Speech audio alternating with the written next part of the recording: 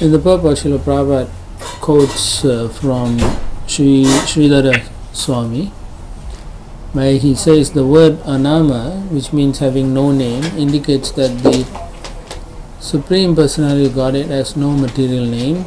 Simply by chanting the name of Narayana to call his son Ajamila attains salvation.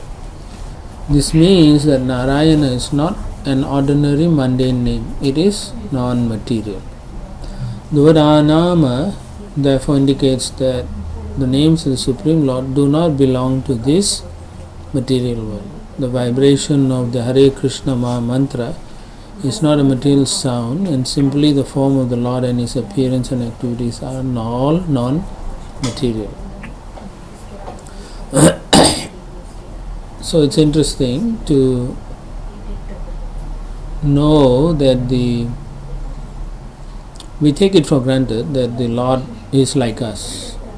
So, and it's for that reason even when Arjuna questions how he can teach the sun god, he brings up the point that he is Ajopi son, Avyayatma, Bhutanam Ishwaripa son. So Prabhupada also quotes that to show that he doesn't have anything to do with the material body or material form or name or anything. Even his name is not different from him, and it's not easy to understand that principle. So here you can see Daksha is praying like that. He says he is devoid of all material names, material forms, pastime. Of course, if you look carefully, unless Srila Prabhupada translates it in that way, for most people they don't understand or cannot understand what he means by that. So they may interpret it like he has no form, as an impersonal thing, that's how most people would. But because Srila Prabhupada sees our lack of understanding and our understanding that the Lord can have a spiritual form, and we are not experienced enough to understand what spiritual form is, because we are only used to material forms and we see forms decay and so on. So we will form understanding and logic based on that. Here it is important for us to appreciate why both Sridhar Swami and Srila Prabhupada is highlighting that it is not a material thing. So just like when you are chanting to the Lord himself, and the Lord and his name is not different. He is spirit. That kind of cognizant understanding must take place before you can actually relate properly. Otherwise, we are trying to relate with the Lord materially, which is what we find most people when they come to the temple. Their prayers are material. It is not for a spiritual understanding, not at all. Okay? So that causes a lot of problem. So Srila Prabhupada's reason for highlighting all these things is to constantly try to purify us from understanding there's a difference, spirit and matter. And how would that understanding take place? Through also the other aspect of the other angas of devotional service. So you can't just say that I'll read and then I'll understand. No, it's not enough. Jnana can help you up to a certain level, certain concepts, but truly the nature of the person only makes it clear when you do service. Okay, we are not at the level of it is good to hear about pastimes because it's purifying, but we are not at the level like Rukmini. When she heard about Krishna, she immediately fell in love. We won't. We will think, who is he? We'll think, maybe I'm better than him. Like that. So that's the difference. And similarly, Prabhupada quotes from the Chaitanya Charitamrita, 13th Madhya, he says, from the purport I think, he says he has nothing to do personally. because everything is done by his energies. Right? So he doesn't have to worry about it. So just like this material world is going on because that's his desire. And his energies know what he wants. Similarly, when he is doing his pastime, his will is already understood by, his will itself is acting on him. So it sometimes covers him and he forgets that he is the Supreme Lord. When he is with his gopis, Mother Yashoda, in Vrindavan, completely. It's his will actually. And then the way, and it is so perfect, this is perfection actually, because when he wants to act in the powerful way, it also allows him. How this takes place, we cannot know. All we know is we have to learn how to love him. So Prabhupada says also, persons to whom the Supreme Personality Godhead is not revealed cannot see how he is working. The way we understand is through loving him. Then we can all appreciate it. Because what are the Acharya's realizations? It is because of their love. You understand? It's not because of any other reason they can explain to us. Right? It's because they love Krishna so much, Krishna reveals to them. You know. So therefore, you know, we can see in the second last paragraph, the name of the Lord, Srila Prabhupada says, the Lord is sometimes called Guna Karma Nama, because he is named according to his transcendental activities. For example, Krishna means all attractive. This is the Lord's name because his transcendental qualities make him very attractive. As a small boy, he lifted Govardhan, and in his childhood he killed many demons. Such activities are very attractive, and therefore he is sometimes called Giridhari, Madhusudana, Agasnisudana, and so on. So he is very attractive, not just because of his activities. Like, you know, if you look at this picture, right, some devotee must have painted it, no? So it's very attractive picture. Krishna is attractive. Somehow or other, his form is also attractive, and you are like bewildered. You don't know how to understand. Guna karma. So by his activities also he is so attractive. Prabhupada continues, because he acted as the son of Nanda Maharaj, he is called Nanda Tanuja or Nanda Sutta or Nanda Nandana. Like that. These names already exist. That's the other interesting thing. It's not like a man-made thing. It's just like him. It's existing. So therefore, because people cannot accept this thing, his name, he's called Anama, nameless. Right? Nama means name, Anama means no name, no material name. Yeah. Like Nirguna. Yes, Nirguna. Yeah, Guna, Nirguna. Yeah. So finally, Prabhupada ends that paragraph. All his activities are spiritual, and therefore he has spiritual names. So what does it mean again is all of us have to come to that understanding about spirit and matter very seriously. Yeah, this is a beginning thing. We have to understand that, you know. Our relationship is based on spiritual relation, not on material. And it also highlights here that, you know, Nama Chintamani Krishna's Chaitanya Rasa Vigraha Purna Shuddha Nitya Mukta Vinatvam Nama Namina.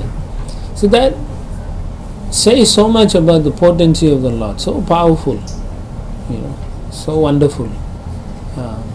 Everything is there in that name of Krishna.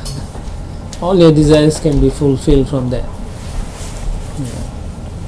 You can look at Madhya Leela 17.133 for the full translation of that. Srila Prabhupada gives very nicely. Madhya 17.133. What is that verse?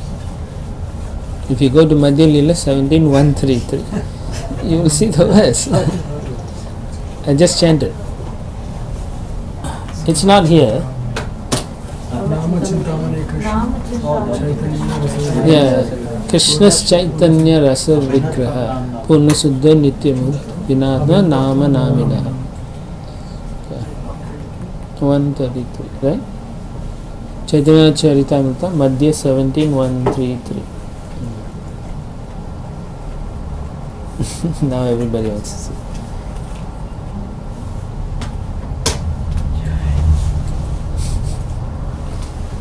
Finger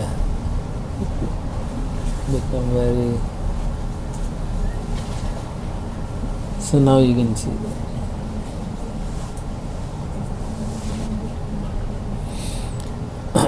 Anyway, you can go and read that later on. We'll go to text 34.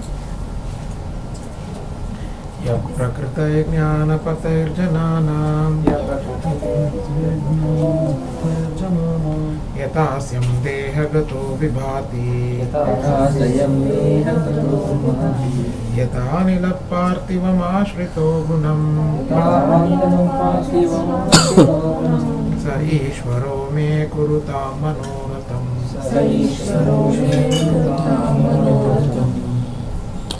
As the air carries various characteristics of the physical elements, like the aroma of a flower or colors resulting from a mixture of dust in the air, the Lord appears through lower systems of worship according to one's desires, although he appears as the demigods and not in his original form.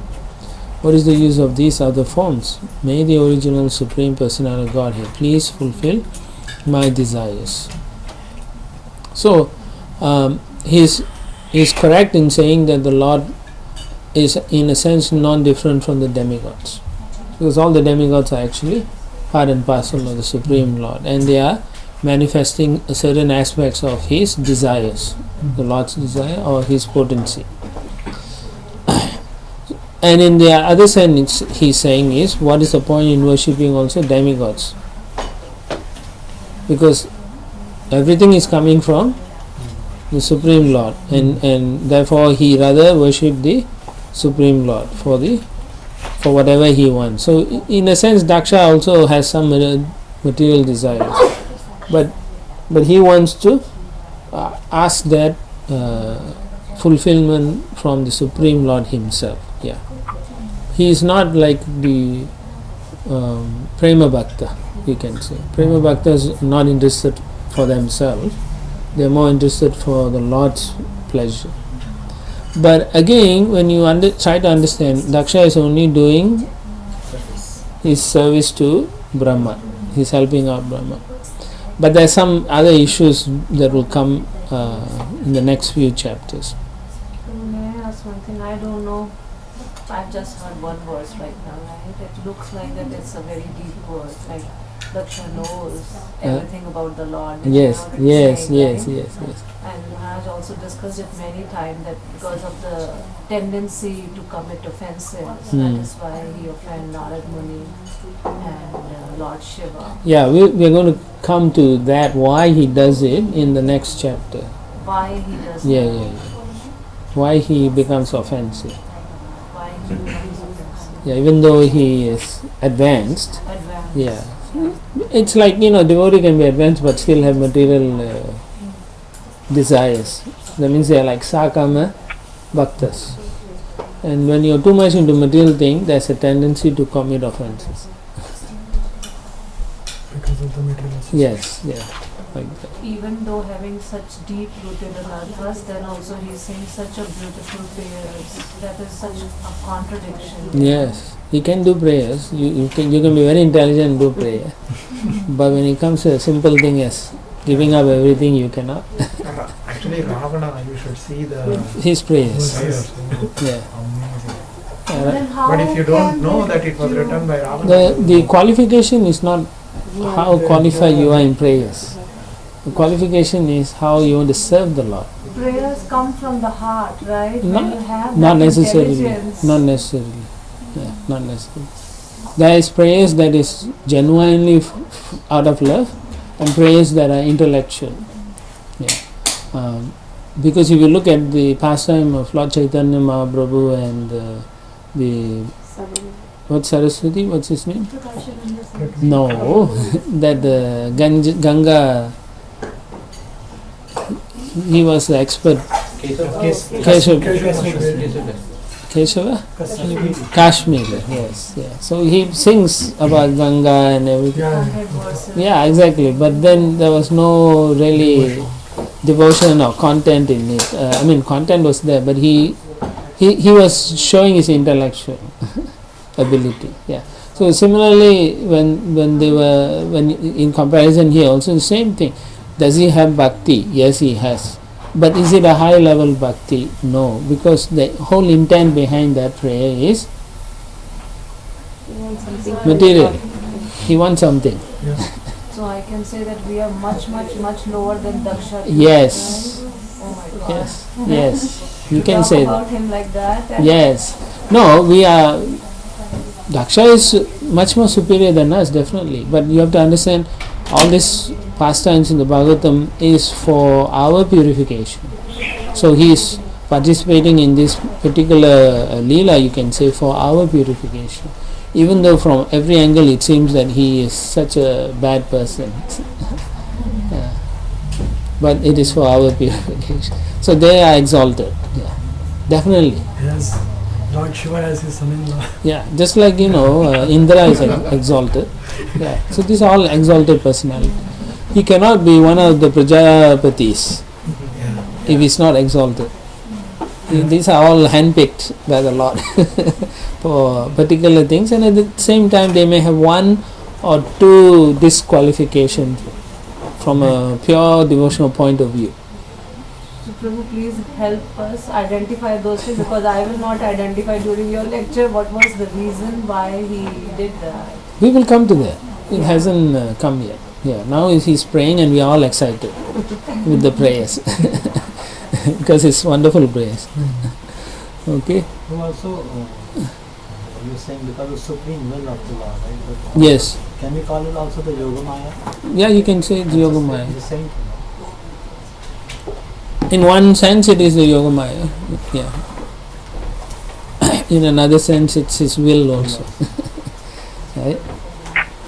All right. So, in the purport also, in the beginning of the purport, Prabhupada highlights about how the impersonalists try to worship by imagination. Because they do this Panchopasana and they pick 5 demigods. I believe it's what Vishnu, Shiva, Ganesh, Surya and Durga. Prabhupada mentions that. Okay, this is called Panchopasana. So you should know that when you the first paragraph. Adishankara Prabhu. I'm not sure. Some of them might know. Yeah. Okay. Smartas they do this. Yeah, that much I know. Smartas they do that. Right. So then the next purport also Prabhupada discusses how the acharyas show us the difference between the Supreme Lord and the living entities. And in the last 2 paragraphs, Prabhupada says, an ordinary man may be a great philosopher, may speculate upon what the absolute truth is, what his form is, and where he is existing. And then Prabhupada says, but he cannot understand these truths. Okay? So, it's not something we can just take a book and then on our own try to read and speculate and think this is how the Lord is, this is what he is doing, oh I think this is how he's dancing, this is how he's eating when you read the pastime. No, it's not revealed like that. No, it is through Guru Parampara. Then we understand little and then more like that. Yeah. So then Prabhupada gives another clue how to actually appreciate from Bhakti Rasamrita Sindhu. Sevan Mukhe I Jivado Swayameva Spurati Adaha. So it begins with the tongue. We have so many senses, it should be employed in the service of the Lord. The best way is chanting or taking prasadam or glorifying the Lord. Basically everything it revolves around that this this bhakti statement we have been chanting in the last few times. Bhaktyama abhijananti. Yeah. Okay, only through devotion. And devotion starts with first form of surrender, and that is Shravana. Yeah, so chanting first and service. You have to do those things to understand the Lord little by little. Okay, so we can't concoct or speculate. Oh, this is what the Lord. I remember also reading in Prabhupada's Lilamrita where the painters would come and paint, and then they'll come and show Prabhupada. They'll have to show, and Prabhupada would correct them. And sometimes they'll draw, and then Prabhupada says, "This is speculation." And then they'll ask what to do, and the Prabhupada says, "Get rid of this or that." So he can guide us because he can see. Vision already is presented. So through him we understand how the Lord performs his pastimes and so on. That's very important. So that's how we appreciate. Otherwise we are just like the impersonalists or Mayavadis imagining it. Okay, and like, for example, you if you can remember the form of the deities and chant, that's great. But you can't just imagine Krishna on your own, dancing or whatever and chanting. Those are speculative.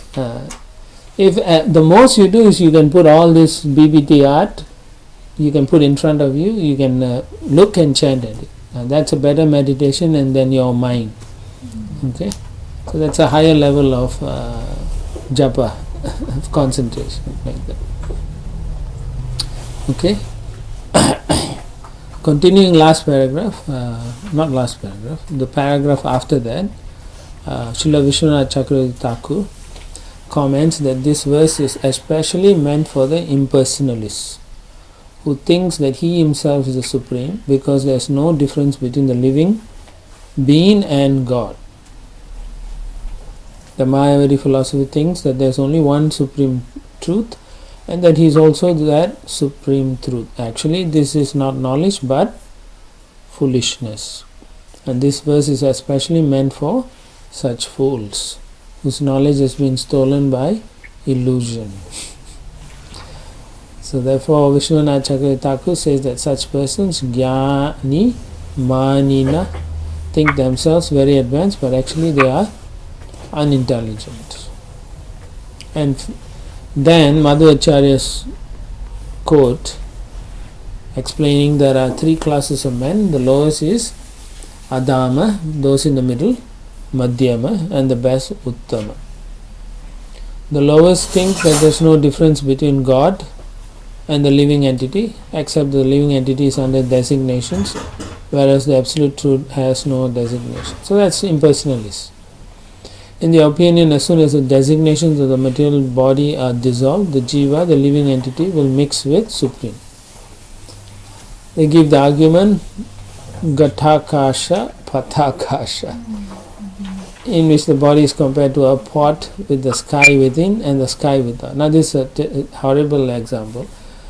When the pot breaks, the sky inside becomes one with the sky outside. And so the impersonalists say that the living being becomes one with the Supreme. This is the argument. But Srila Madhvacharya says that such an argument is put forward by the lower class of men.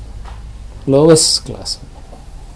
Another class of men cannot ascertain what the actual form of the Supreme is. But they agree that there is a Supreme who controls the activities of the ordinary living being. So this is better than the lowest class. Such philosophers are accepted as mediocre. The best, however, are those who understand the Supreme Lord, Satchidananda Vigraha. Puna Nandadi Gunakam Sarva Jiva Vilakshanam. His form is completely spiritual, full of bliss, and completely distinct from that of the conditioned soul or any other living entity. Uttamastu harim prahustaratamyena teshucha. Such philosophers are the best because they know that the Supreme Personality of Godhead reveals Himself differently to worshippers in various modes of material nature. They know that there are 33 million demigods. 33 million demigods, not 330 million demigods, just to convince the conditioned soul that there is a supreme power, and to induce him to agree to worship one of these demigods, so that by association of devotees he may be able to understand that Krishna is the supreme personality of Godhead. So that's topmost understanding. Okay, that the Lord through different demigods shows his potency, and when you understand that there's a difference between demigod and the Lord, then your worship to the demigod is correct. Otherwise your worship to the demigod is incorrect, because oftentimes everyone thinks it is the Supreme Lord. So now you understand why Srila Prabhupada discussed Panchopasana in the beginning, to highlight this fallacy. Okay. Alright, so text 35 to 39. Yeah. We had 33 crores. I know, so therefore people translate it to 330. Yeah, so that's why I'm just highlighting what Prabhupada has written here, 33 million. I'm just following what unless someone can ask the BBD editors to find out. Yeah, because I have asked people also. Some people say 330 million, some people say 33. Personally, we have not counted the number. But the number is so large, and they don't even represent all of the Lord's potency. That's what we learn. Huh? It's a fraction of this. Yeah, it's, he says that also, right? 3 crores is what I heard. Huh? 33 million, 33 crores is what we had in India. Right? 33 million or crores? 33 crores. 3 crores is what I heard. We have 3 crores.